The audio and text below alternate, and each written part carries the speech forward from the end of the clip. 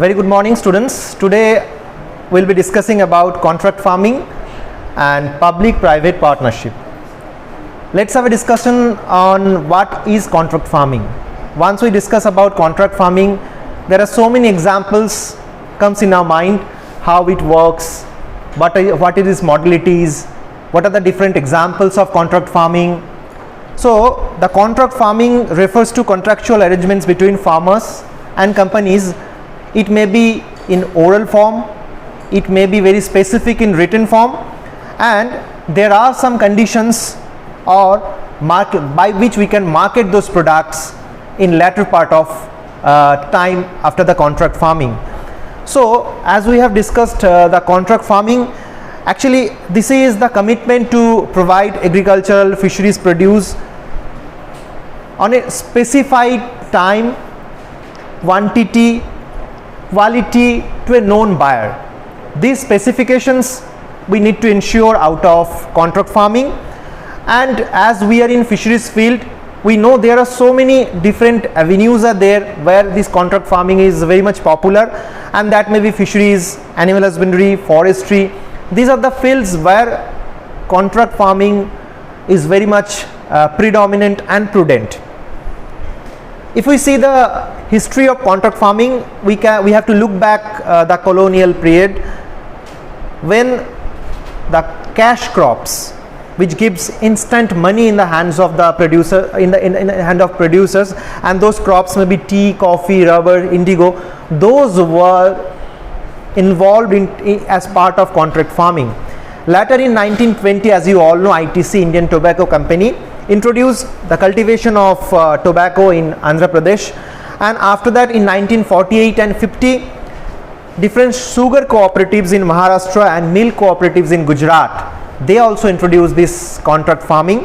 And in 1960, different seed multiplications were happened by different private farms, and that was one of the examples of contract farming. And in 1980, you all know Wimco, that is matchstick, Matchwood, okay, they produced this one as part of the contract farming. And as you all know, there is a very popular brand, that is PepsiCo, okay. So they introduced tomato cultivation in Punjab, and it was also under the Hindustan Unilever in 2000. That was one of the very I can say popular model of contract farming. And also different states like Punjab, Haryana, Madhya Pradesh and Gujarat, they also gone for diversification and different models of contract farming. And another activities like non-crop activities like poultry farming in Tamil Nadu, shrimp farming in Kerala, Andhra Pradesh. These are the states which are leading in contract farmings in case of fisheries and animal husbandry sectors. Now we'll go for the advantages of contract farming. So there are different advantages of contract farming. First is that economic security to the farmers and producers. It may reduce the risk, uncertainty, price fluctuations, and also it will ensure the sustained markets to the farmers. Second is effective transfer of technology. So if you see any technology, any big farm, once they go for the contract farming, they only want to produce their crops at a maximum yielding capacity. So they may purchase some technology and they may send it or disseminate it to the farmer's field. Am I clear what I'm saying? Like say for example, any big shrimp companies, they may take some technologies from some ICER institutes which will maximize the cost of production and which will increase the production, and that may shorten the crop period, and that technology has to be transferred to the contracting farmers, by doing this that particular company can be benefited. Okay, so in this contract farming there is effective technology transfer happens. Then timely input supply, timeliness, access to the availability of the quality seed, fertilizer, pesticide, chemicals for operational cost. This is one of the prerequisites for contract farming, because when I said there are three specifications: specific time, quantity and quality. When we go for any contracts, we generally specifies these criteria to the farming stakeholders, or to the contracting stakeholders. So if we go for any contract farming, we need to give the inputs to the farmers in a timely manner. Otherwise we won't expect that our produce will come on time. Okay, so here it's that timely input supply we ensure out of this. Then infrastructure facility, what does it mean? Like corporates, there are so many companies are the corporates one. Okay, so they build, when they go for the contract farming, they build different infrastructure. They build infrastructure like storage, transportation facilities, roads, storage yard, cooling facilities, refrigeration unit, whatever it is. So that may be used by the farmers for their produce. Then efficient and effective national agricultural production system.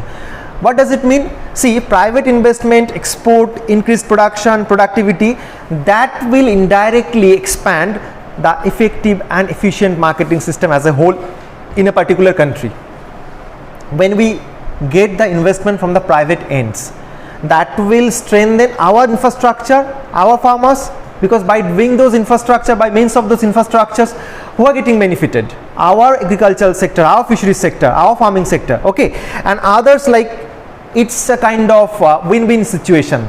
Once we ensure very good contracting arrangements or agreements, definitely there would be some mandates, creation of mandates, there would be some employments. Okay, so there would be some employability by means of effective and successful contracts. We never do contract without any scientific basis or managerial basis. So definitely there are some models by which we employ successful contracts. First one is centralized model. Okay, so here the central buyer should be there who bought crops from a large number of farmers. Okay, that maybe the crops, maybe the tea, poultry, dairy, and for that, as I've said, that bulk amount of produces are being purchased by a single buyer who is the central of this model. So for storing those, we need a very strong and big and I can say in a large scale storage unit. Okay, and next is the nucleus estate model. Okay, apart from the individual contract with farmers, buyers have their own cultivation source for processing. Okay, the buyers has their own additional ad hoc unit by which they can process their produce, and the processor must have to acquire or purchase the land for their processing. Then the multipartite model. Okay, what does it mean? See, there you can see the multipartite, the multiple parties are involved here. So multiple parties matlab multiple numbers of stakeholders are involved in this type of contract. Okay, involves different stakeholders, say for example stakeholders from government sectors, non-government sectors, international funding agencies, and different parastatal entities. Okay, so these are the stakeholders who are involved in this particular model. Then informal model. Okay, as its name says, it is basically very short term and seasonal contracts, and it is also done in a very small scale of production.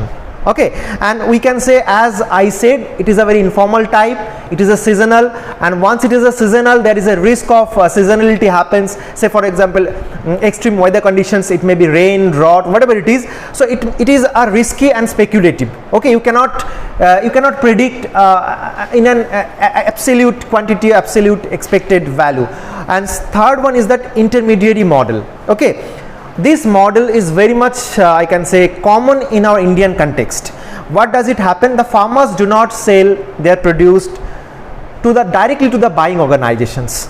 There are some intermediaries who are involved and who take the produces or purchase the produces from the farmers, and on behalf of those things, and then by this you can say there is a extra cost involved, and this kind of model are very much common in Indian setup. Okay, now we will be discussing about the type of contracts. There are in general there are two types of contracts.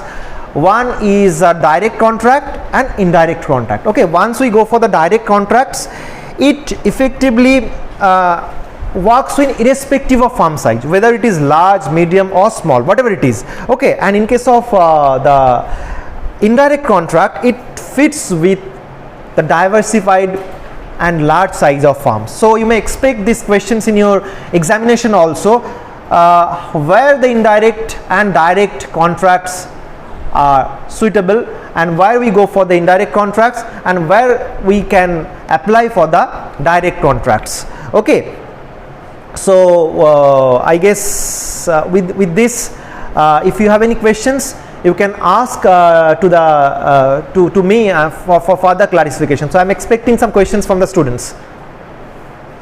Anyone? Any questions?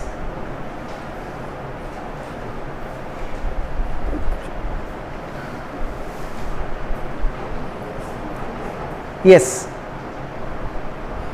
Rishabh, what are you asking?